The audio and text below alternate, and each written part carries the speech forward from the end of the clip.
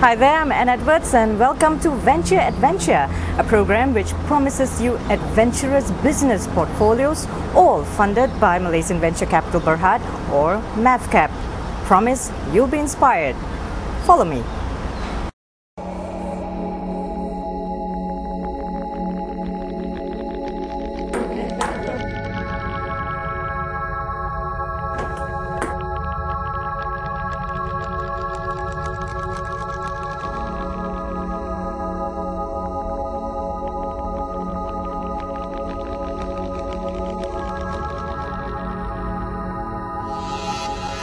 These are the backbone of the company.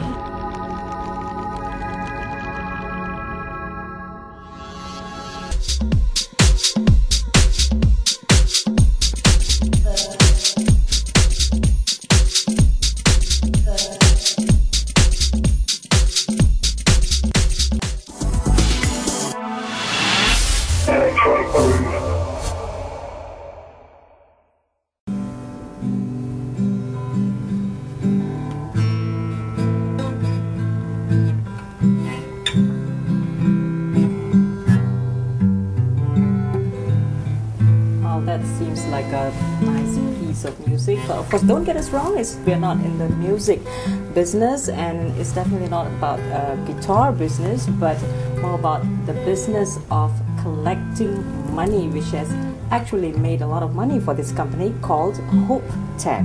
And with me also playing the guitar just about now is Encik Zafril Zabidin, who is the Group CEO and also Executive Director of Hope Tech. Yeah, Hope Tech. How did that name come about? Oh, okay. Let me be honest. It was just off-the-shelf $2 company that we bought when we started about 10 years back. So that was $2 when you started? Yes, it was a shelf company. How much is it worth right now? Off the record, because we're still subject to the valuation on the IPO exercise that we're going Which is an for. idea of it? You're looking at about a 250 to 300 plus market cap kind of size. Wow. Based on probably another 6 months or 12 months from now. What does Hope Tech do? Okay, that's interesting. We are solutions provider for revenue collection systems. So that includes tolling, automatic fare collection into bus, rail ticketing, any other application involving collection for public transport companies, including the government. Yeah. So you come up with a system on how to collect this money and of course provide data for it for your clients. Yeah. Okay. What inspired you, to actually? I understand that you are the founder of this business. So what inspired you, to start this business? Okay. The thing is that we were at the right place at the right time, and coming back from the right industry at that time. So the key management of this company is myself, which is the group CEO. Then I have the managing director, which is Encik Hairul, and the CEO of our subsidiary company, Encik Zainul Hanif, CTO, Encik Sariful Nizam, and also the COO, which is Nurzian Ibrahim. 5 of us came from the revenue collection system industry, and that's where we started to group together and started this company. Do you think there's a niche in the market for the collection system, meaning to collect money and to provide good data for it, to make every cent accountable, to the business? Do you think that there was a niche in the market when you got in? Okay. Don't look at it as purely a solutions provider for revenue collection system. Look at it as industry which is a transportation industry. So if you notice, we have gone outside Malaysia in countries like Philippines, Indonesia, Thailand, and India. You have branches there, right? Yep, we have set up offices there. The whole thing is to ride on the infrastructure development into these countries. And as you notice, any developing country, the basic thing is infrastructure and transportation. So that's where we are, tapping into these developing countries, and that's where this region is actually our key market areas that we're targeting. How long do you think that such a business is going to last? I mean, it's got to do with toll and, given the fast evolution of technology, we may just do away with tool very soon. So, this could be a sunset industry business. Okay, right. Okay, I'd like to clarify that. So we are not only into tolling. We are into everything on revenue collection system, including ticketing, bus, rail transport. So long as there are private vehicles plying the roads and it's a highway, And so long as there's a public transportation where the public takes a ride on the transport, so there we are. So probably toll will be a sunset industry sooner or later. But again, in the tolling industry, we have gone through 3 evolutions, as I was mentioning. First is the cash collection. Then comes electronic purse, which is the card. Then when people need faster throughput and there's more volume, comes the tag. And soon we're going into the multi-lane free flow, which is the area road, the ERP. Gantry type, no barrier. So all this comes because of the need. Number one, because there's more volume. Second, that the public needs faster throughput. So that's where we are. I mean, any business is considered difficult and of course challenging when it comes to money, but this is in fact literally collecting the money, you know. How difficult is this business? Okay. The complexity. The complexity, okay. Okay, the who we are trying to satisfy. Number one is actually the customer, which is either the transport operator or the toll concession companies themselves, right? What they want, accurate data and minimal risk of pilferage on the cash collection. So what we provide is actually to monitor the entire collection from the point that the customer pays up to the point of reporting, up to customizing any sort of reports that the client wants, all the way down up to the reporting to the authorities for that. So how many parties are you actually reporting to in terms of data and also the amount that's collected every day? Okay, I will just quote you for the toll industry, right? Number one is actually the customers themselves, which are the toll concession companies.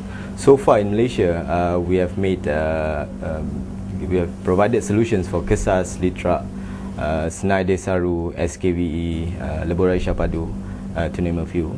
And the toll concession companies require accurate data for their cash collection. That's their main business, to collect money from the public to cater for whatever infrastructure capex that they've come up with. And second, in parallel, the authorities, which is the Malaysian Highway Authority, requires this data to be uploaded to the MHA server for monitoring purpose of these toll concession company collections. So these two are our key target customers that we need to satisfy. So the data has to be accurate. Yes, it's complex and it must be secured, so meaning tamper-free. Right. It's just like playing the classical guitar, you have to be very accurate. Okay, so we take a short break and of course we'll come back for more on Hop Tech and of course with Encik Zabril Zabidin and some of the other people of course involved in this business of collecting money. Stay with us.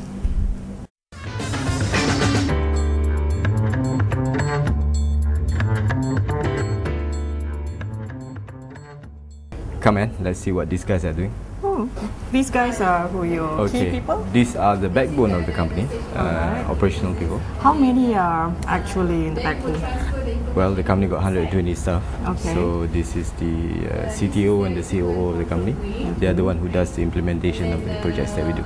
Right, and this is the CEO briefing room. Yeah. Okay, great. I'm just going to interrupt for a while. Is that okay? No worries, all yours. Sorry guys, just to interrupt. I just want to say hi. Hi everyone. Hi.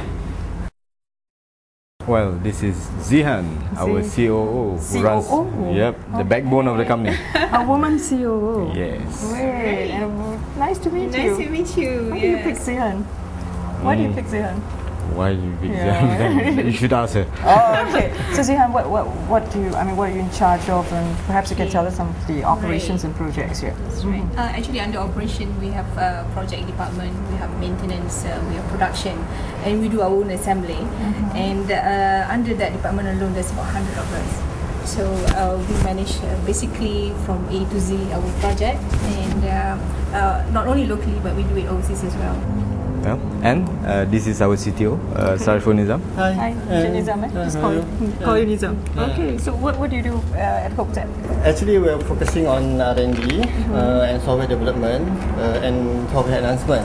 So the software enhancement is to cater for Zihan's group on the market, and R&D is to cater for future development, future enhancement, focusing on hardware and software. It's homegrown. All the entire staff of Nizam does the entire development. So that gives us a competitive edge. So meaning as compared to the Europeans, the Koreans or the Japanese. Especially the international competitors. Yeah. So what again, our market is the revenue collection system. Data has to be accurate, no downtime. So what is important is actually the after-sales service. Right. Yes. And I also understand that you have various business models since you started business. Yeah, Perhaps yeah. you can talk about some of your Okay. interesting business Right. models. Okay. Locally, at first when we started to enter into the small base projects, it's a straightforward buy, sell and buy. But as the size gets bigger, you have to be creative in terms of the financial engineering side. So meaning it can be a revenue sharing, it can be a profit sharing, it can be whatever, a leasing model or whatever. Come overseas, our strategy is actually to localize and have a local collaboration. India, Indonesia, Philippines, Thailand. That's our strategy. Localization means two things. One is a transfer technology. Second, logistics-wise, is easier to be handled there because the after-sales service is the important one. And again, that's where our competitive edge is. But it all comes from the brain behind, which is Encik Sariful Nizam. I'm sure it's very challenging. Yes, definitely. it is. See, he lost hair. But of course, that all goes for good and also benefit for the company, because I understand that for the whole of 2010, Hope Tech actually made a net profit of 13 million ringgit. Now, what contributed most to this? Okay, let me clarify that. That's the unaudited figure. Yep. Unaudited. But mainly, I think about 60% of the result is contributed by Philippines. Right. 2010, Philippines was our major contributor. 2011, we're looking at both Malaysia and India as the main contributor towards our sales, our revenue for that. Yeah. And India would be starting also in 20. Yes. So I think a few months back, Malaysia and India have signed a G2G collaboration between I think Manmohan came here with Datuk Sri Najib. They established that platform. And from then, Datuk Sri Sami Velu has also been appointed as Malaysian envoy on infrastructure for India. And that's where they established a platform for us to enter India, to share our knowledge and also to assist India in developing their infrastructure for that. Right. And you also expect double-digit growth, perhaps up to 15% for this year. Yes. How confident are you to achieve that? Okay, I would say we are more than 75% confident of that. This is not exaggerating, but it's based on what we have done so far. None of the projects are short-term. The sales cycle is long, so we have gone through almost about 80% of the sales cycle. Now it's just the final goal-scoring part. All the way full-back, midfield, now the final to score the goal. So that's pretty much early in the year. I mean, we're still not even the first half of the year. So you think you'll be able to do more coming into the year? Okay. For the first half of the year, we're just gonna pull through whatever is in the sales funnel. Book order is gonna be fulfilled. Second half of the year is where we see all these new projects would start to flow in. Locally, Philippines, Indonesia, and India. These are the 4 key markets that we're targeting for 11 and 12. What would you say would be challenging operating in somewhere like India and the Philippines as compared to locally right here in Malaysia? Okay, 2 things. Number 1, the culture. So whatever it is still human to human.